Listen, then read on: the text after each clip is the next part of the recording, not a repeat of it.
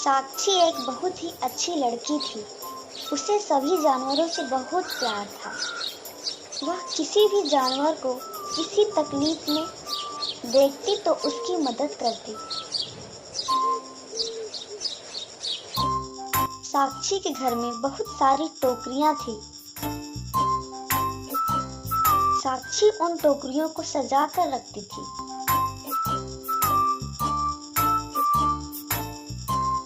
और उसके घर में उसने कुछ जानवर भी पाल रखे थे, जैसे कुत्ता, बिल्ली, खरगोश, तोता।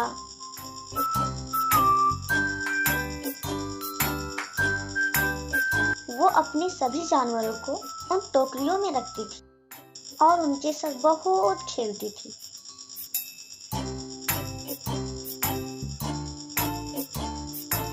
साक्षी को घर को सब छोटा चिड़ियाघर बुलाते थे। एक दिन साक्षी बाजार जा रही थी।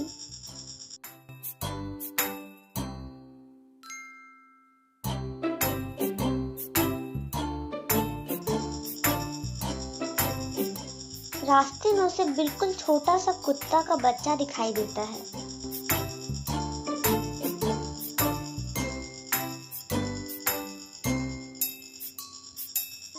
जिसकी अभी तक आंखें भी नहीं खुली थी।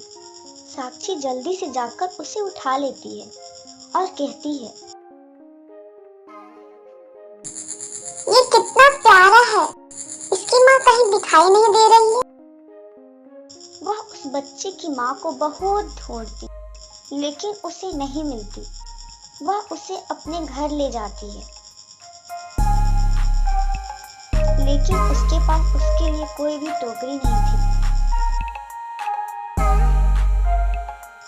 वह उसके लिए बाजार में बहुत सारी टोकरियां देखती है, लेकिन उसे कोई टोकरी पसंद नहीं आती। वह मायूस हो जाती है और घर वापस आ रही होती है।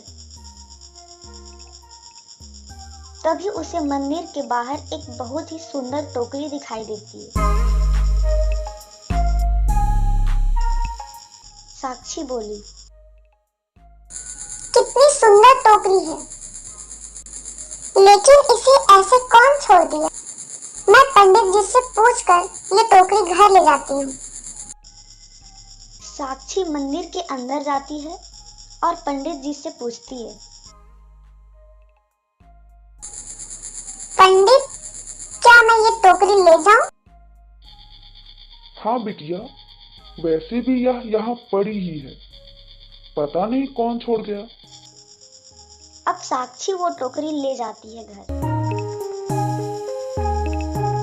और उसमें छोटा सा बिस्तर लगाती है और उसमें उस बच्चे को रखती है। जैसे ही वह बच्चे उस टोकरी में जाता है, वह इंसानों की भाषा में बात करने लगता है और बाहर आते ही फिर से वैसा ही हो जाता है।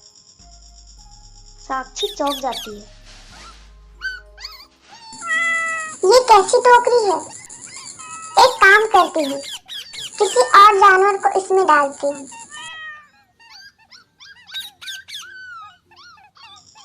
साक्षी अपनी बिल्ली को उस टोकरी में रखती है। जैसे ही बिल्ली उस टोकरी में जाती है, वह भी इंसानों की भाषा में बात करने लगती है। अब साक्षी समझ जाती है कि यह टोकरी का कमाल है और साक्षी उस टोकरी को संभाल कर रखती है और उस कुत्ते के लिए दूसरी टोकरी तैयार करती है। लेकिन जब भी साक्षी को किसी जानवर से बात करनी होती है, साक्षी उन्हें उस टोकरी में डाल देती है।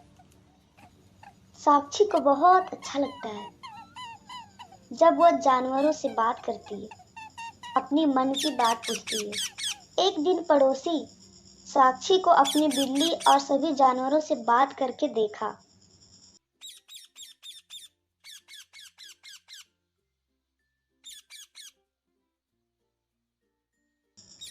वह सोचता है, साक्षी के पास जो जानवर है वो बोल सकते हैं, क्यों ना मैं इन जानवरों को चुरा कर चिड़ियाघर में बेच दूं?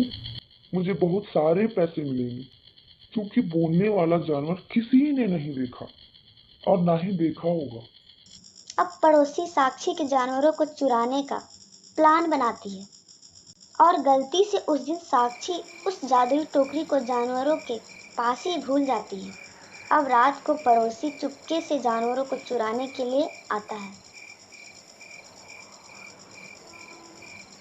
और जैसे ही वह जानवरों को चुराने के लिए सबसे पहले बिल्ली को हाथ लगाता है और बिल्ली बन जाता है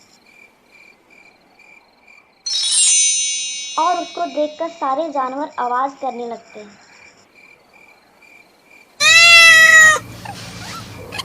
साक्षी भागकर वहां आती है।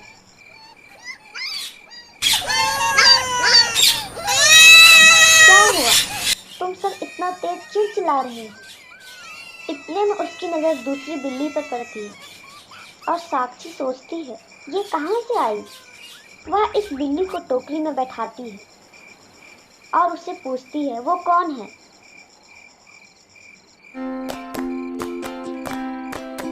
पड़ोसी बोला, मैं तुम्हारा पड़ोसी हूँ।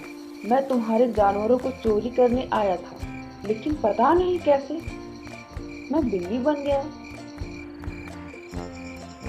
इतने में टोकरी से आवाज आती है, यह सब मैंने किया है।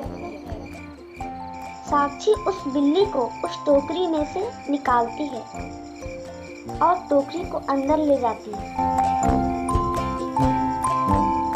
और कहती है तो उस बिल्ली को फिर से इंसान बना दे। टोकरी साक्षी की बात मान लेता है, बिल्ली को वापस इंसान बना देती है। पड़ोसी साक्षी से माफी मांगता है और कहता है मुझे माफ कर दो, अब मैं कभी भी ऐसा नहीं सोचूंगा, ये बात किसी को नहीं बताऊंगा। साक्षी उसे जाने देती है और उस टोकरी को संभाल कर रखती है, बिल्कुल सुरक्षित। इसीलिए दोस्तों, कभी भी किसी को देखकर किसी का चीज पे बुरी नजर नहीं डालनी चाहिए। जो जिसका है उसे उसका ही रहने दो, लालच कभी नहीं करना चाहिए। अगर आपको ये कहानी अच्छी लगी हो तो प्लीज कमेंट करके जरूर बताएं। धन्यवाद।